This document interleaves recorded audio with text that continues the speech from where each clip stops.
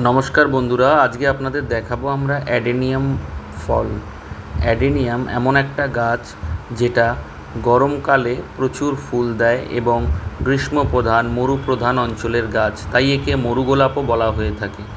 আপনাদেরকে আমরা টবে অ্যাডেনিয়াম দেখাচ্ছি এবং এই যে লম্বা লম্বা দেখছেন এগুলো হলো অ্যাডেনিয়ামের বীজ এবং এক একটি বীজের মধ্যে থাকে শত শত ছোট্ট ছোট্ট প্রাণ সম্ভাবনা এবং এই খোলসটির ভিতরেই বীজগুলো থাকে এবং এই প্রত্যেকটি বীজ তুলোর মতন হয় এবং তার মধ্যিখানে থাকে শীষ। আমাদের সবুজ বসন্তের চ্যানেলে আপনারা গেলে অ্যাডেনিয়ামের ভিডিওতে বিস্তারিত আরও দেখতে পাবেন। এটাকে ভাঙার পর এই মাঝখান দিয়ে ছিঁড়তে হয়, ছেঁড়ার পর শুকিয়ে যখন যায় অটোমেটিকই ফেটে যায়।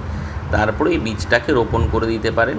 কোকোপিটে রোপণ করে দিলে তাড়াতাড়ি হয়ে যাবে, কারণ জলটাকে শুষে রাখে। নারিকেলের যে ছোবার যে নির্যাস তার মধ্যে জলটা শোষণ মাত্রাটা ভালো থাকে। বালিতেও করতে পারেন, কোনো অসুবিধা নেই এবং খুব অল্প পরিচর্যার গাছ এবং সুন্দর সুন্দর কালারিং ফুল হয়। আপনারা নার্সারি থেকে সংগ্রহ করতে পারেন, কিন্তু দামটা একটু কস্টলি হয়।